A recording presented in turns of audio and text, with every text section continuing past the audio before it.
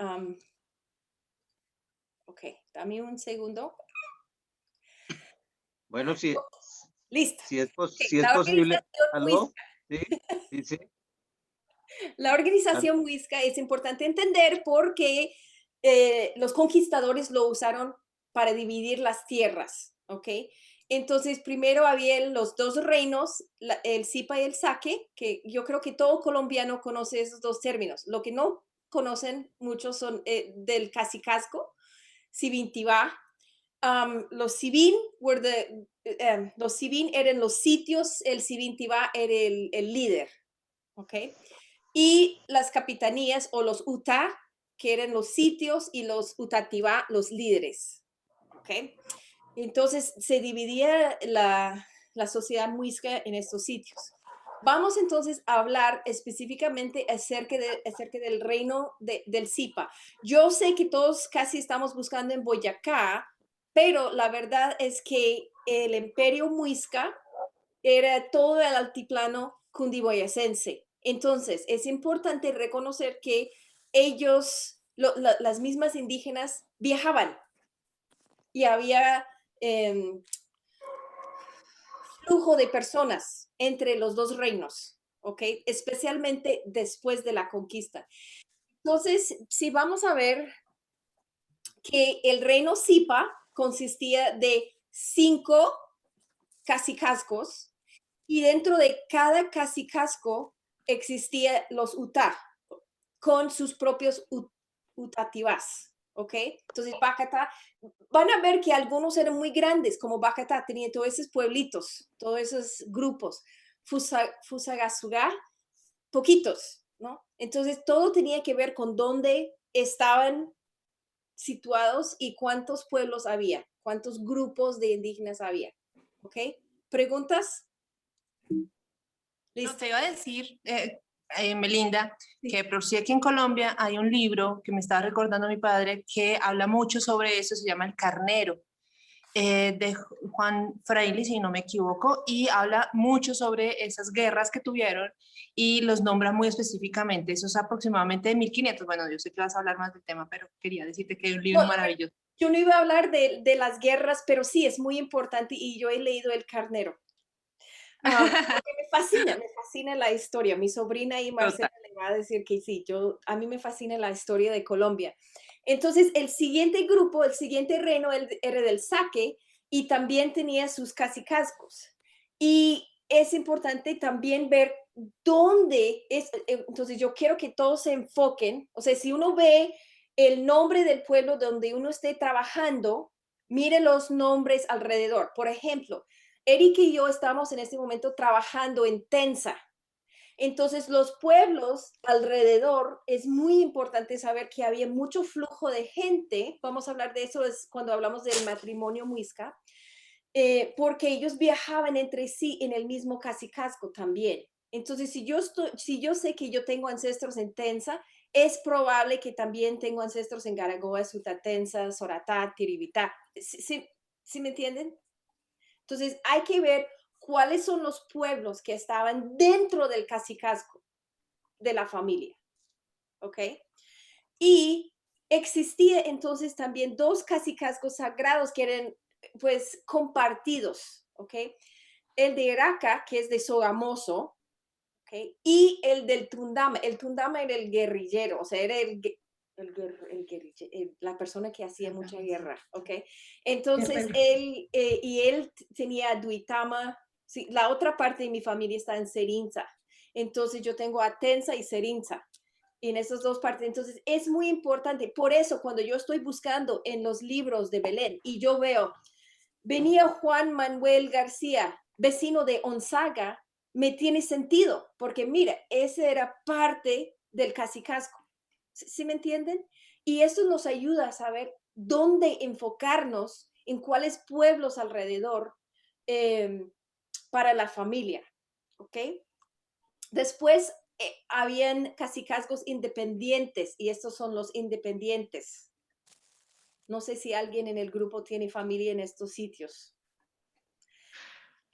Es importante, por ejemplo, cuando vemos el de Tundama, Onzaga es en Santander. no es en Boyacá, ¿sí? Los cacicazgos no estaban divididos como los departamentos en Boyacá, ¿no? Habían unos en Santander y, por ejemplo, unos en Boyacá y Cundinamarca que cruzaban fronteras. Ok, esa es una nota interesante.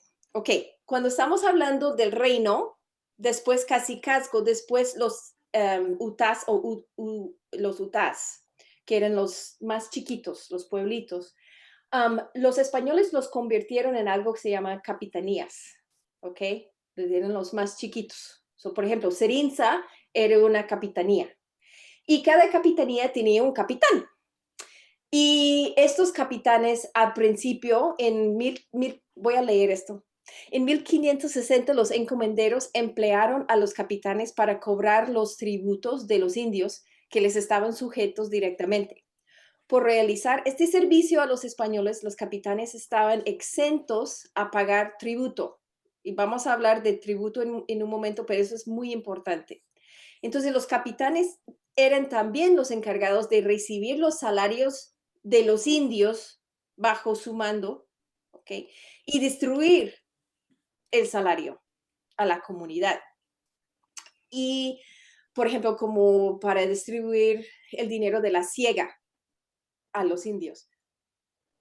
Bueno, la realización de estas tareas favoreció la desconfianza de los indios en sus propios capitanes, ¿sí? Entonces, hubo como mucha revolución.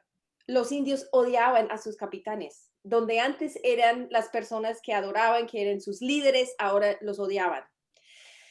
El endeudamiento progresivo de los pueblos indígenas debido al mestizaje y a la huida de los indios que intentaban eludir el tributo hizo que el cargo del capitán era insoportable y muchos pidieron ser relevados a partir de 1650. O sea, eso duró unos 100 años y después los capitanes no querían tener nada que ver.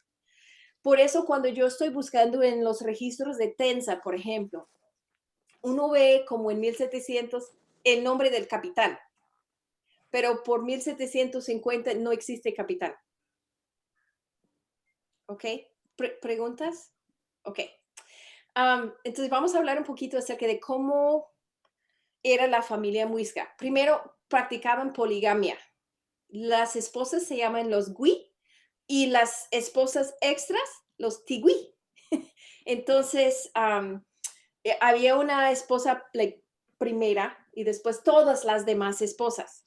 Los gobernantes solían tener entre 300 y 400 esposas.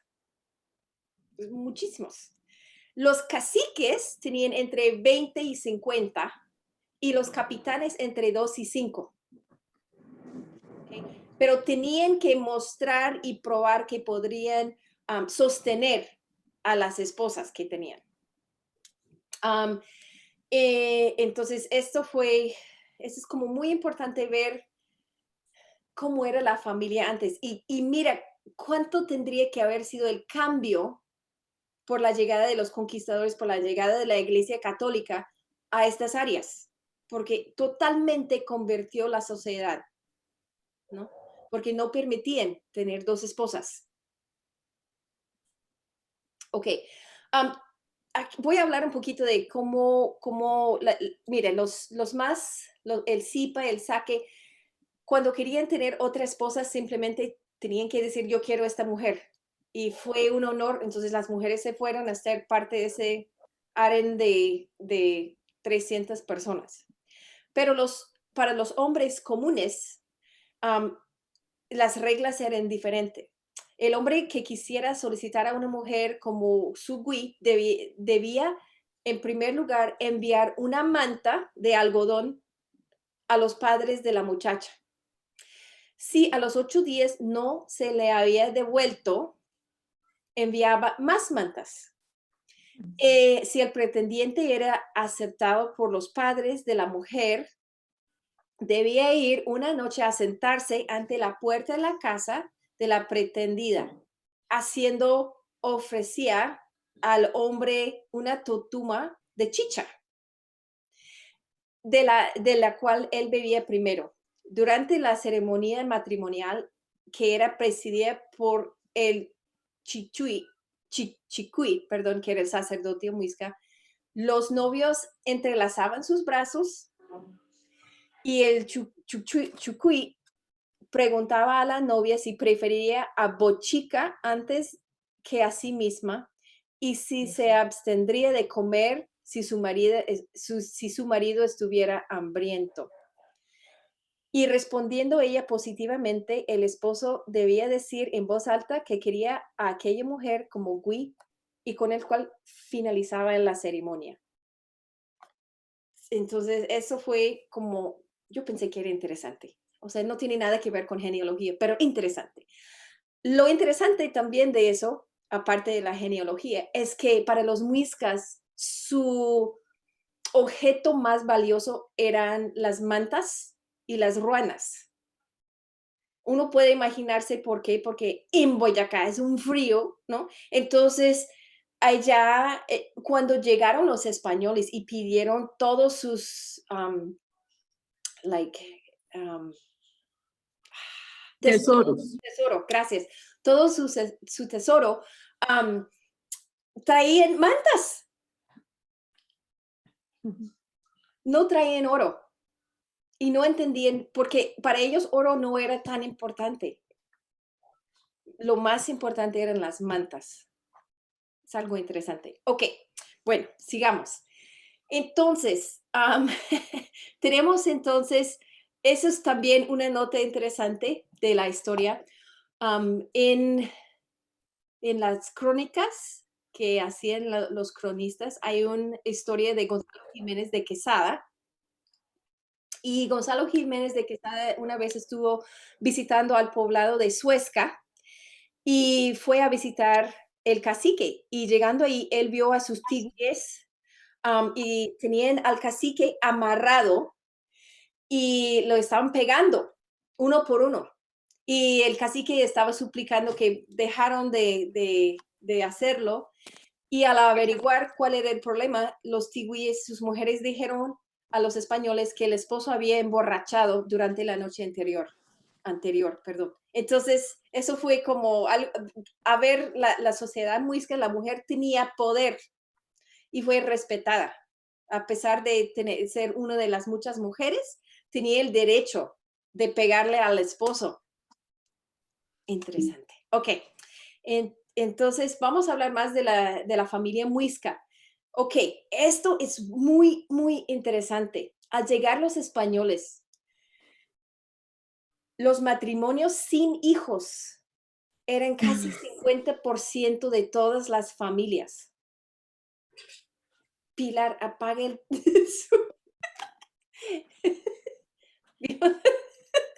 Entonces, vimos que la mayoría casi de las familias no tenían hijos.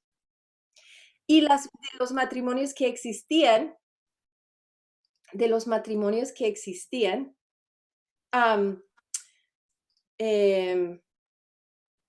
perdón, alguien está entrando, de los matrimonios que existían, solo tenían 1 o 2 hijos, o sea, no tenían familias muy grandes.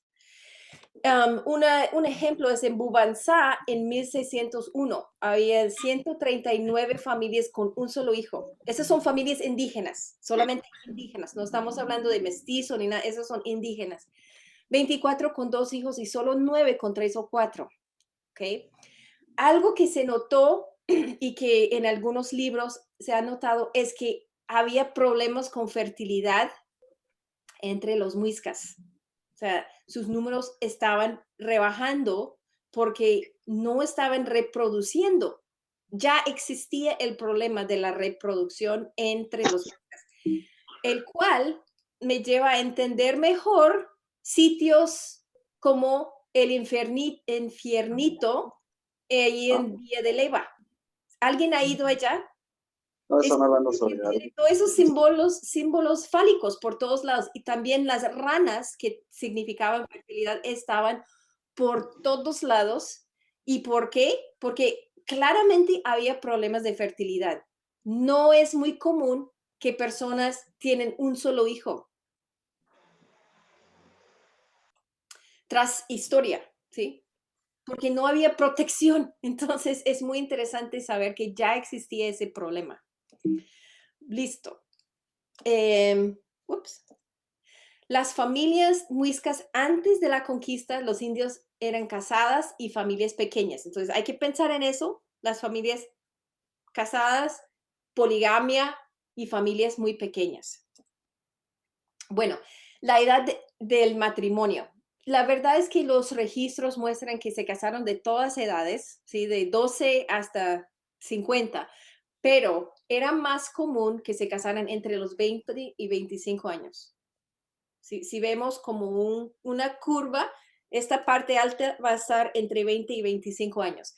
¿Cuáles son las implicaciones para la genealogía? Es cuando nosotros tenemos, por ejemplo, el nombre de alguien que, o sea, un partido de bautismo, por ejemplo, que nombra a los padres. Uno puede decir, de pronto al casarse la mamá tuvo 20 años, 25 años. Entonces empezamos a buscar en los registros pensando eso, que no tenían 12, que no tenían 30, que vamos a iniciar con eso, con asumir que tenían 20 a 25 años.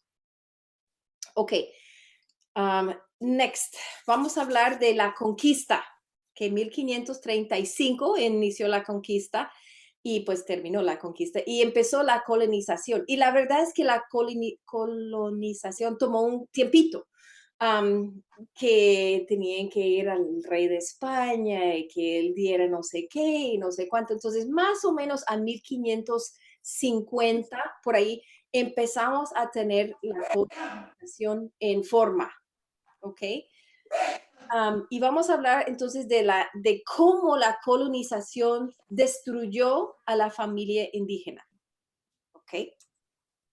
Primero, los españoles dieron la tierra a los conquistadores y ellos hicieron dos cosas con esta tenencia de tierra.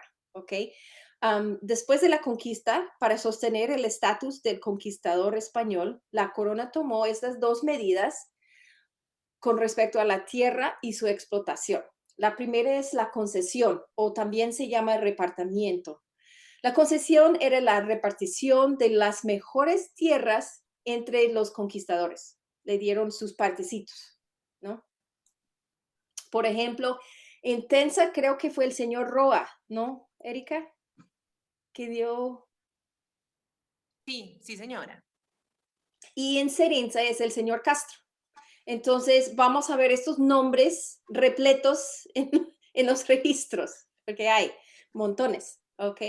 Entonces, la concesión es la tierra, la dotación era la mano de obra indígena para realizar una serie de tareas.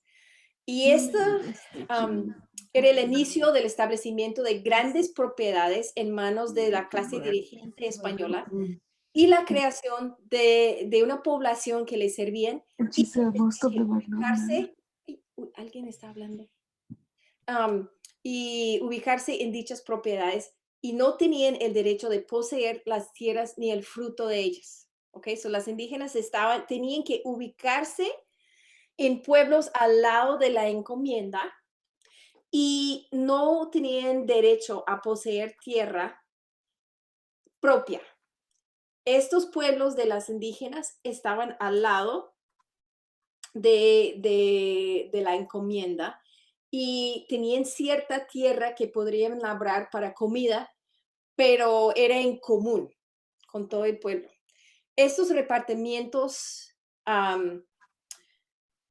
se evolucionaron en encomiendas y en Boyacá más o menos habían 80, ¿ok? En el año 1700. Bueno, las poblaciones o los pueblos de los indios se llaman también pueblos de indios, reducciones o resguardos. Y los resguardos y esos pueblos tenían los mismos nombres que los Utah de los reinos, o sea, Serinza, Tenza, Suta. ¿Sí me entiendes? Estos eran los pueblos indígenas. Entonces, por ejemplo, yo me acuerdo encontrando el papel que decía que Serinza era un resguardo. Y yo, ¡wow! Porque no sabía que era un resguardo. Entonces, los capitanías, como lo llamaban los españoles, eran los mismos pueblos y esos eran los mismos resguardos, ¿ok? Tenían tierras en común y esos indios tenían que sostener la iglesia. Era su deber de sostener a la iglesia y al sacerdote. Ok, por sus labores, la dotación, los labores de los indios de la dotación era trabajar en la agricultura de la encomienda, en la ganadería de la encomienda y los labores domésticos de la encomienda, ¿ok? Y por eso les pagaban. También los indios tenían que pagar, los hombres indios tenían que pagar algo que se llamaba la mita. Y ellos lo hicieron hasta 1729, ¿ok? Y los indios tenían que ir, la mita era ir en persona, ir en persona a trabajar por el hombre blanco en una mina. En Boyacá era mina de sal, mina de esmeraldas, o los enviaron a Mariquita, ¿ok? Entonces, ellos también podrían trabajar en transporte de cosas entre la mina y las ciudades, como ve, personas de carga, y también podrían trabajar en caminos, en establecer los caminos, en hacer los caminos. Entonces, una pregunta, ¿cuánto tiempo, cuántos meses del año piensa que un hombre indígena tenía que trabajar para pagar la mitad? ¿Cuántos meses? Está bien, nada, semanas, meses. Tenían que estar fuera de su hogar, lejos de su familia, trabajando en Zipaquirá o en Nemocón. ¿Alguna idea? 3 meses. 6. 10. Oh, 10 wow. meses del año. Por eso lo pagaban, claro, pero imagínense, ¿qué piensan? O sea, vamos a hablar de eso. ¿Qué piensan podría haber sido el impacto de la mita en la familia indígena? Pues que las mujeres iban por otros hombres, ya empezando por ahí.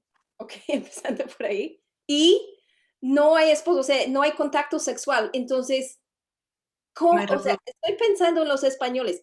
Ellos querían explotar todo, pero la verdad es que necesitaban usar los indios.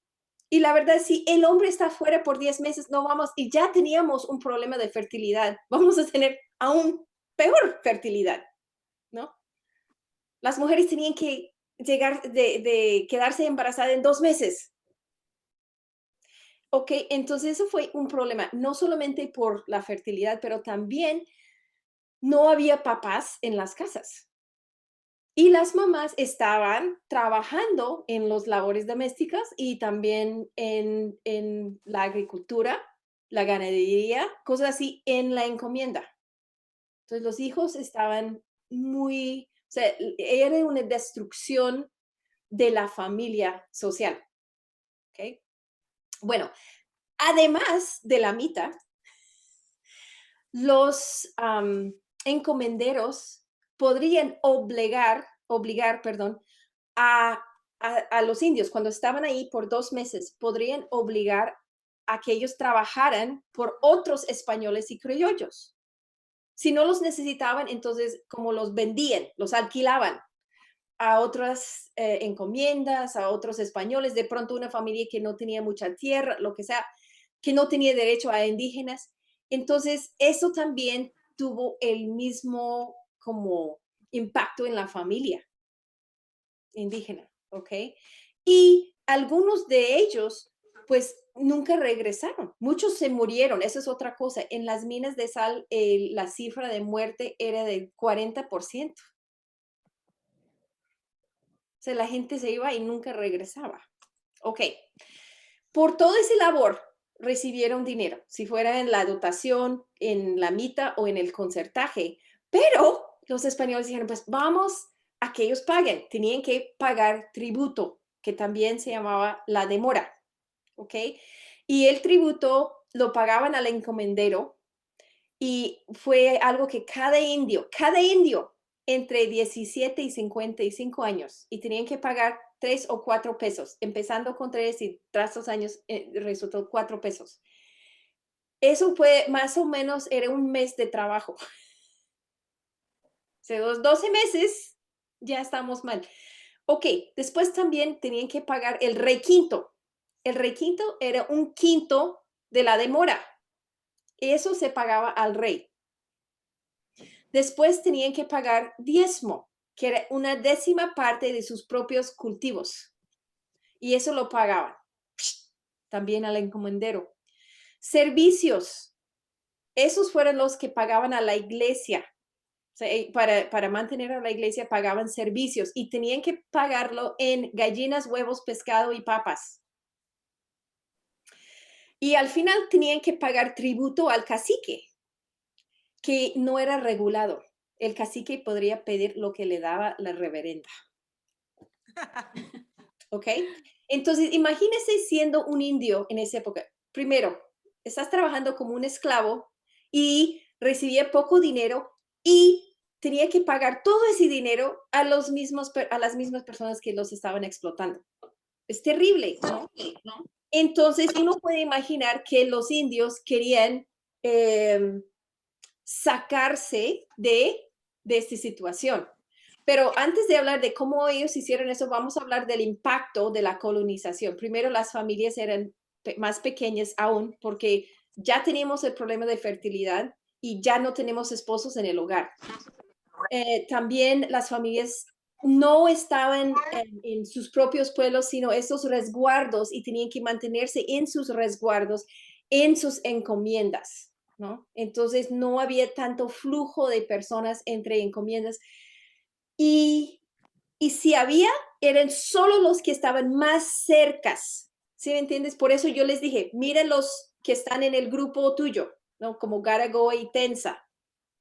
Eso es muy importante ver porque ellos solo podían viajar cerquita, no les daban derecho de ir lejos. Pensando en los esclavos de Estados Unidos, es muy parecido. Y tenían que seguir el régimen de trabajo y de pago y siguió una baja natalidad. De hecho, bajó la natalidad y alta mortalidad infantil porque las madres estaban trabajando, los papás estaban trabajando y no había quien los cuidaba de los hijos. Y entonces las cifras de mortalidad subieron así.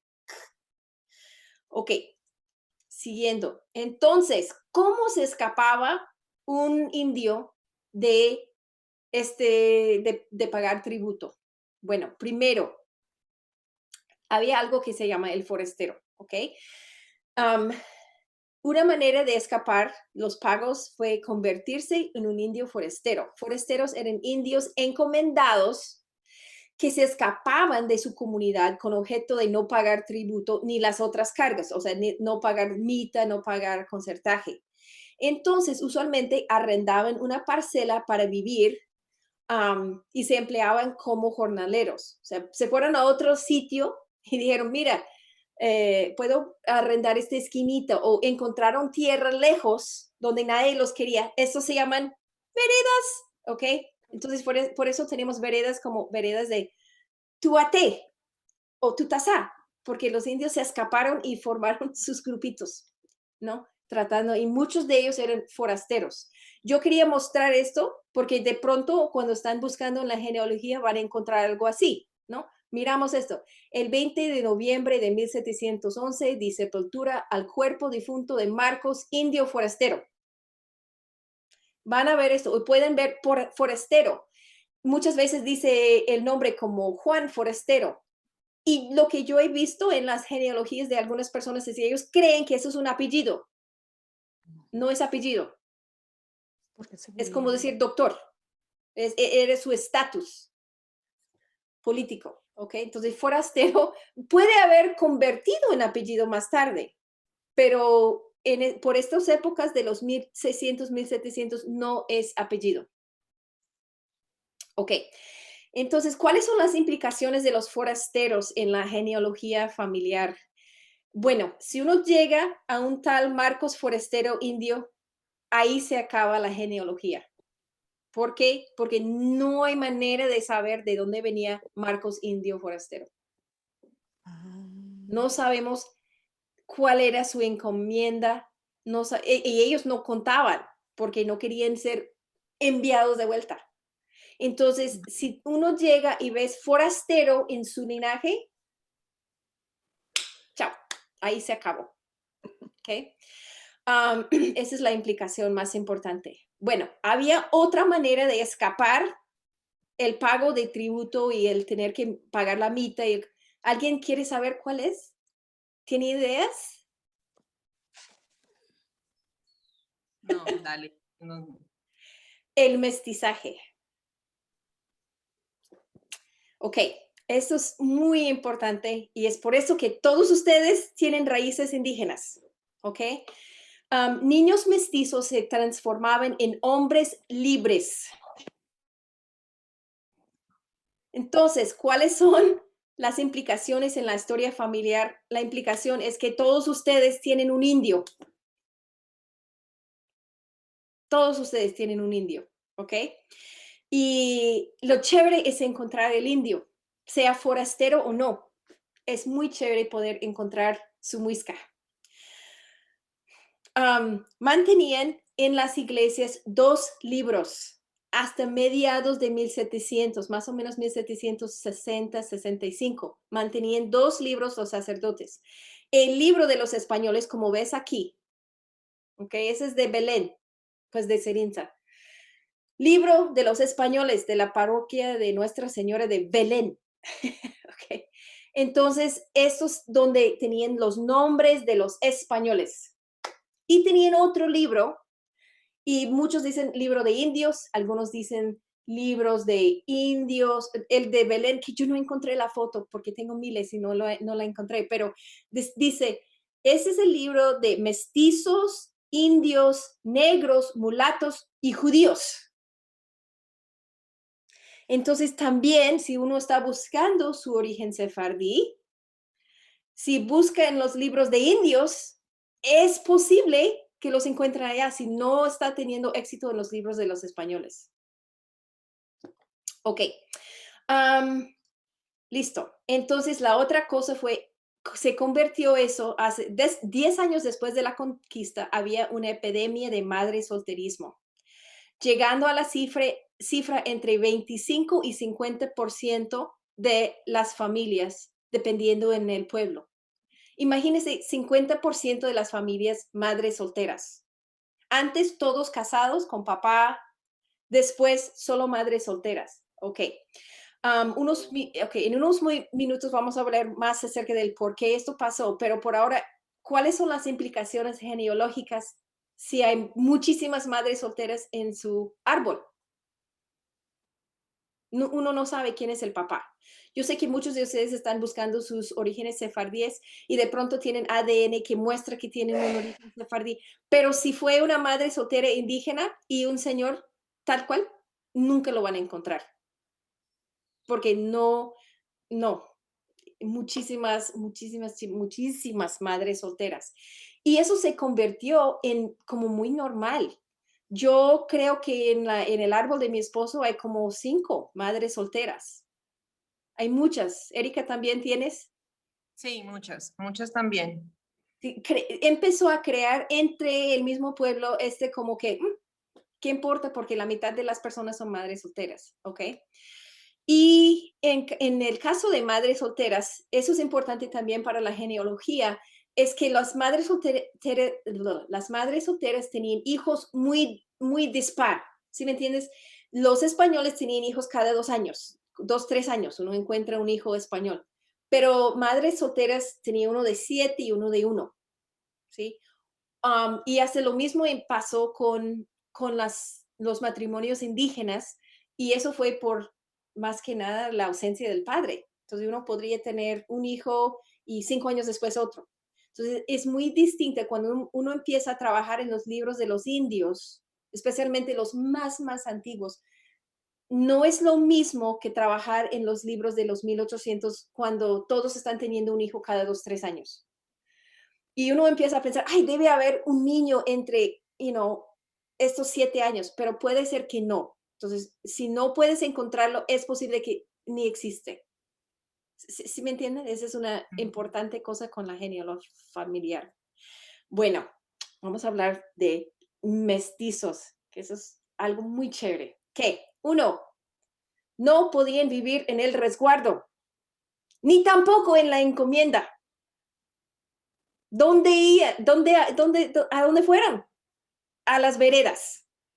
La mayoría de las veredas son establecidas por mestizos o forasteros, ¿ok? Entonces, ellos tenían que salir. No podían poseer tierra, a menos que fuera en un sitio que nadie quería. Y tenían una ausencia de identidad política total. Entre la primera generación de mestizos, o sea, los hijos de los conquistadores, todo bien. Ellos fueron aceptados y todo bien. Pero eran los hijos de los indios, más tarde las madres solteras, eso fue un problema. El problema fue que mientras transcurría el tiempo, si las madres decían, yo no quiero que mi hijo tenga que pagar la mitad, voy a tener un hijo mestizo. De verdad es que hay evidencia de eso en los registros, ¿ok? Que las madres decían, yo quiero un hijo mestizo para que no tenga que pagar la mitad. Y para que fueran libres. ¿Cómo? Y para que fueran libres. Sí, para que fueran libres, exactamente. Fue como el amor de madre crear un hijo libre. Entonces, crecían los números de mestizos. O sea, no estamos hablando ahora de la primera generación que se convirtió básicamente en criollos, ¿no? Estamos hablando de las madres solteras que estaban tratando de crear su propio, grupo. Y también había de vez en cuando un español que se casaba y no sé qué, pero mientras crecía el número de mestizos, había más hostilidad hacia ellos.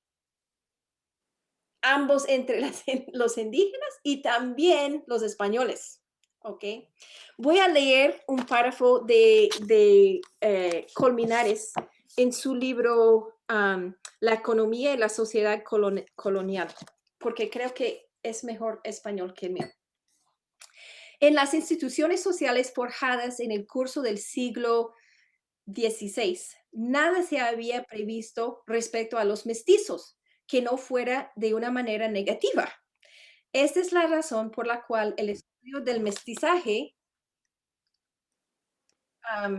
que debería ser capital para la comprensión de nuestra sociedad, plantea problemas complejos y difíciles de resolver, mientras que para los indígenas y para el sector dominante de la sociedad que poseen fuentes en abundancia, los mestizos apenas merecían una mención ocasional en los documentos oficiales. Este vacío no obedece a su importancia real en el seno de la sociedad colonial, sino más bien a una ausencia de identidad jurídica que permitiera su asimilación, sea a los mismos indígenas, sea a los españoles pobres. Los mestizos gozaban claramente de la condición libre, de libres, es decir, de personas no sometidos al pago de tributo ni mita, y por lo tanto, una sujeción personal. Por lo tanto, estaban colocados teóricamente en el mismo rango que los españoles. Generalmente, ellos convirtieron en, y voy ahora una pausa, ok, entonces no tenían tierra, no tenían que pagar mita, no podrían vivir con los españoles, entonces vivían lejos. ¿Qué es lo que piensan que hacían los mestizos para sobrevivir? Ideas. ¿También se iban a las veredas? Sí, ¿qué hacían en las veredas?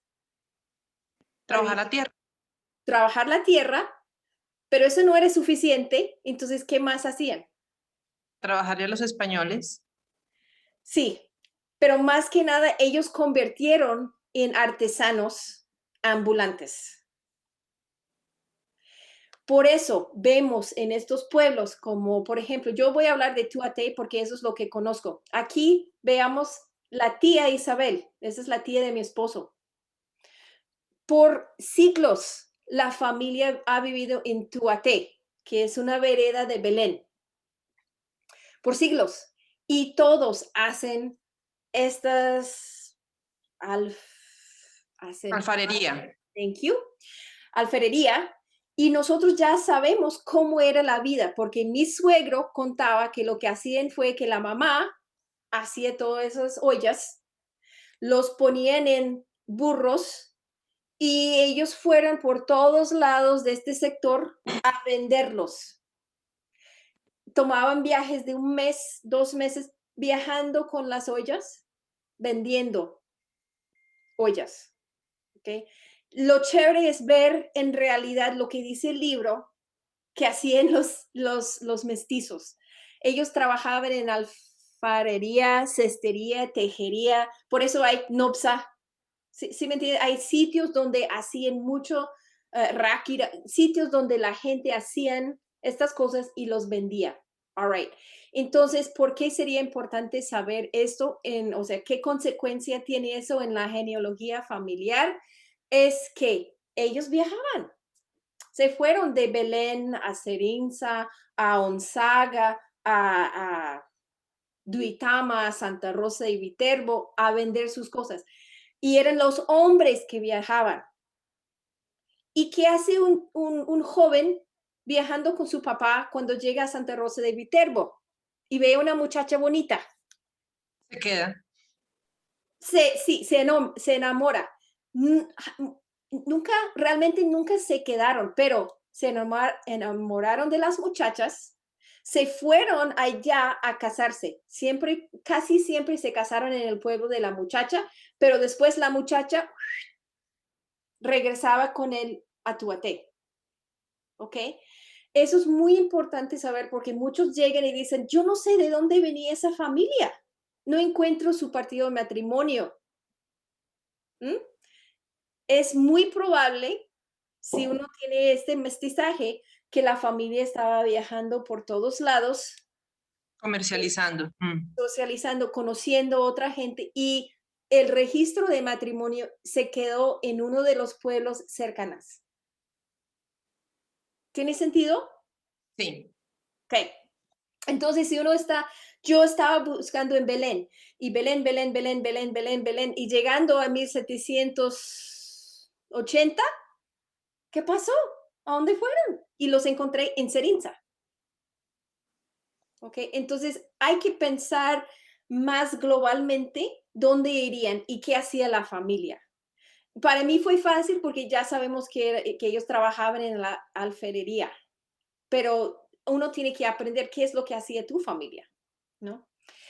Y entonces, por el año 1755, los pueblos se habían reducido de 80 a 64 y los indios arrendaban su propia tierra porque no había suficiente indios de trabajar sus tierras y los arrendaban a los mestizos.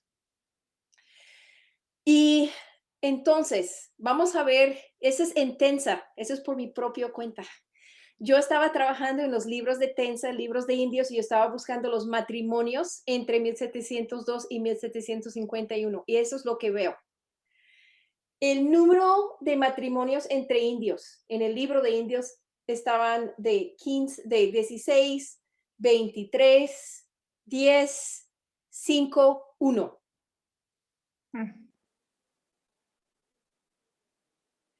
Y entre estos solo habían 10 que eran ambos indios. La mayoría eran entre mestizo indio, mulato indio o español indio. Entonces existía, o sea, vemos que la familia muisca por mediados de 1700 se había acabado totalmente por el mestizaje. En estos 200 años entre la conquista y pues la colonización y 1750 ya casi era mestizaje total. Y bueno, esto es el final de mi presentación y ojalá que pues hayan aprendido algo de sus raíces, de cómo buscar y qué pensar cuando llegues a momentos difíciles, cómo empezar a abarcar otros sitios. Yo sinceramente, yo estoy muy orgullosa de los raíces indígenas de mi esposo. Algunas personas me preguntaron que de las becas. Resulta que en la universidad donde asistió mi esposo aquí en Estados Unidos tenían una beca que decía que si uno podría probar su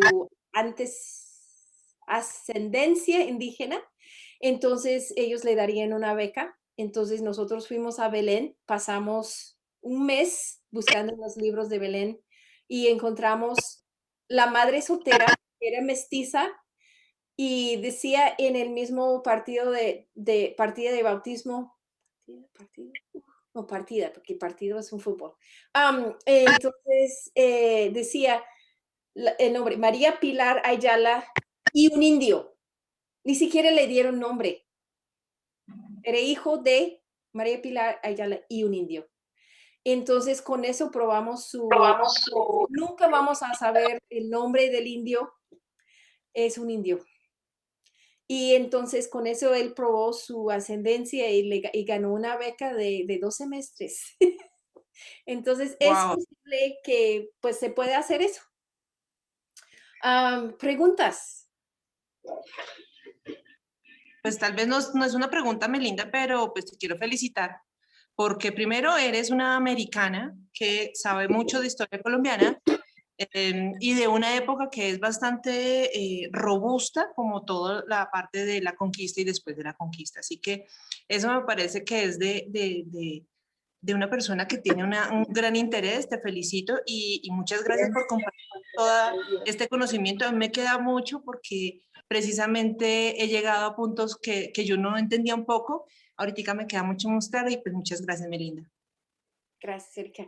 Gracias a todos por venir, pues, y si quieren hablar más o quieren saber más, tengo lista como un bibliografía, pero yo creo que el libro más helpful es este. Se llama Tributo y Familia en Nueva Granada. Y es cortico. Si alguien, pues, yo lo conseguí en Amazon. Claro. Entonces es muy interesante, muy interesante. La señora hizo muy buen trabajo y yo desde este libro, yo empecé con su bibliografía y empecé a leer otros libros para ayudarme a entender mejor todo. Pero es un libro excelente, excelente para entender todo esto. Perdón, Melinda, ¿quién es la autora? Se ¿De llama quién? María Ángeles Mingarro Arnandiz. Armandiz. Ok, gracias. No, de nada. Es excelente el libro. Y pues la mayoría de la presentación viene de este libro. Y pues ella no habla mucho de la parte muisca, esa es otra interés mía. Entonces, esta parte del principio del reino, del cacicazgo, todo eso.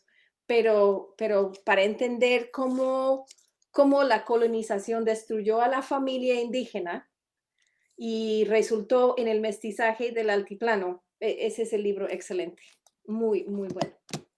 Perdón, otro libro que recomendaron, ¿cuál fue? Pues hay muchos. A mí me gustó mucho un hombre que se llama Germán Colmenares. En Sí. general, Ay, él bueno. escribió muchísimos libros entre 1967 y 89. Y si buscas, casi todos esos libros son excelentes. Hay otro que se llamaba Ramón Correa. Él escribió algo que se llama Monografías de los Pueblos de Boyacá. La información sobre Serinza. Algo interesante que se me olvidó mencionar es, no sé si ustedes conocen el área de Serinza, hay Duitama, Santa Rosa, Serinza y después Belén.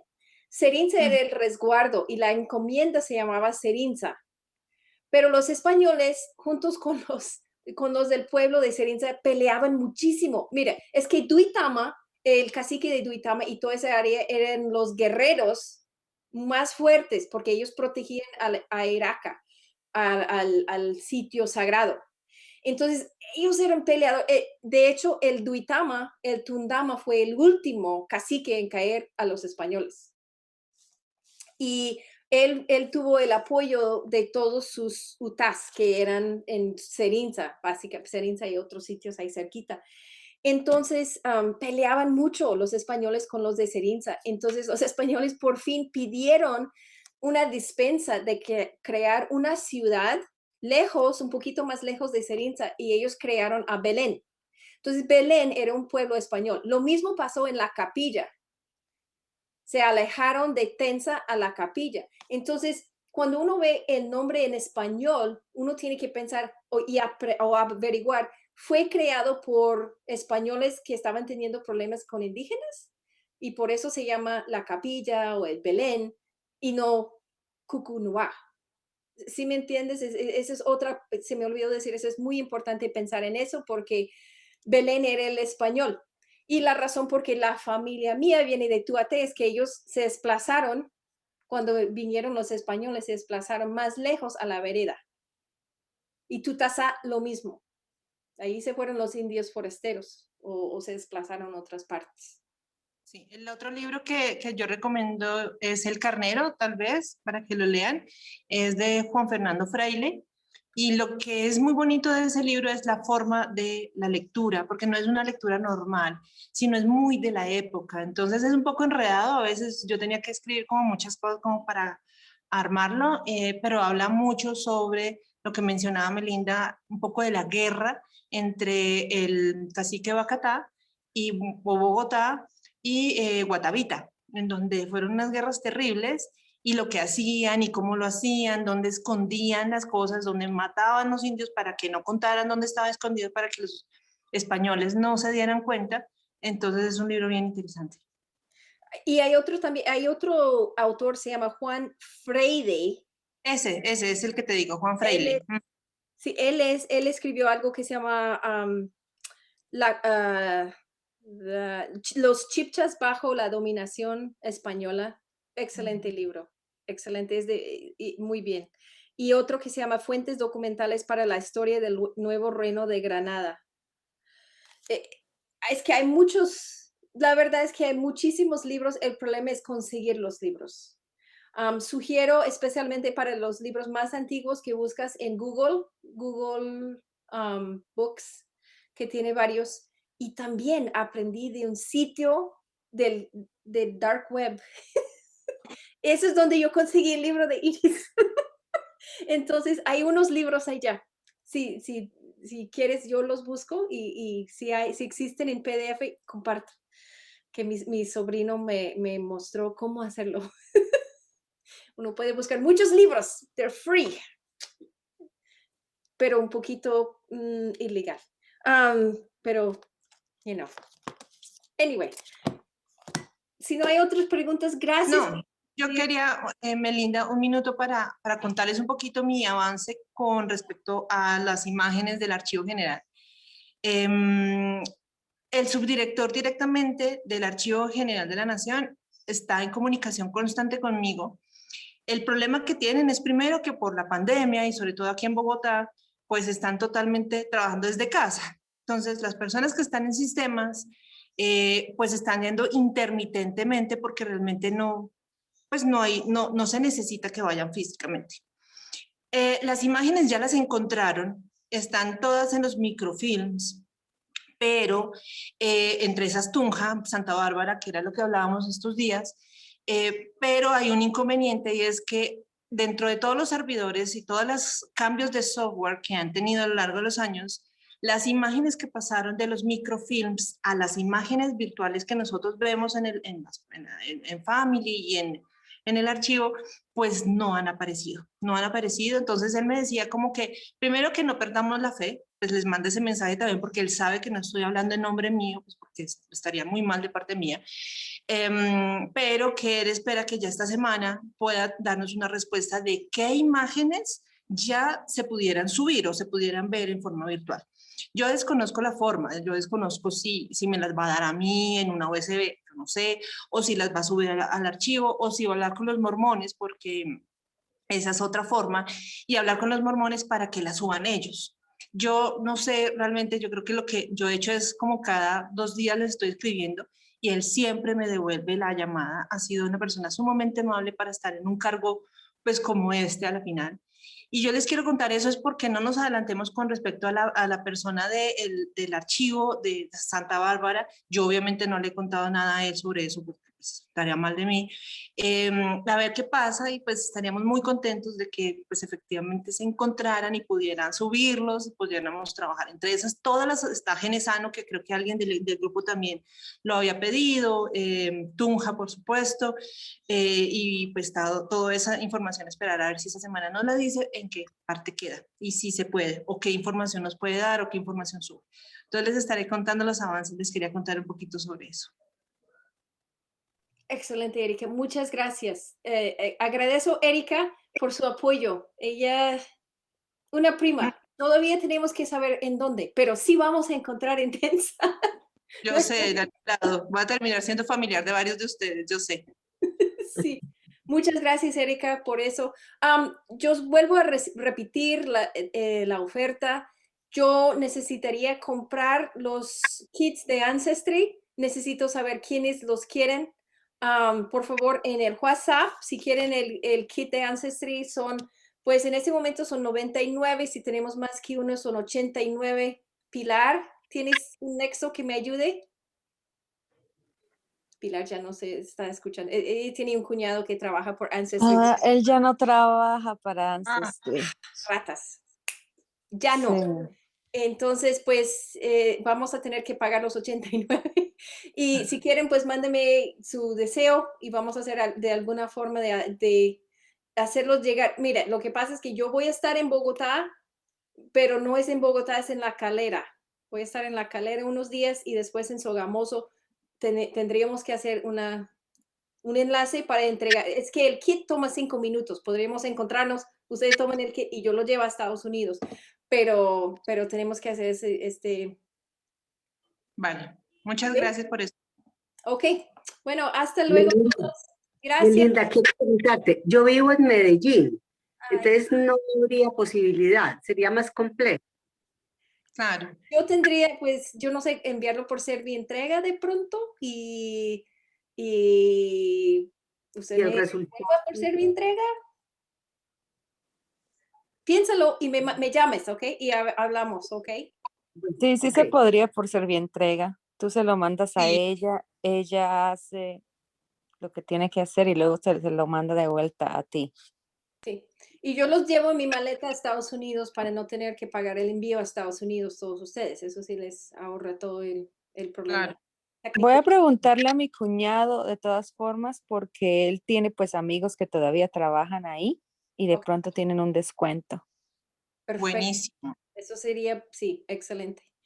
Entonces, esperamos hablar con Pilar, a ver por qué, y más tarde les aviso. Pilar es mi cuñada. Y Marcela, mi sobrina, y yo veo a Jessie, pero creo que es mi bisobrina Sophie. Sophie, ¿eres tú o eres tu mamá? Las dos estábamos escuchándote. Sí, bueno, entonces, gracias al apoyo de mi familia. Bueno, hasta luego todos. Hasta luego, muchas gracias, Melinda. Chao. Hasta luego, Gracias, buen fin de semana. Gracias. Gracias.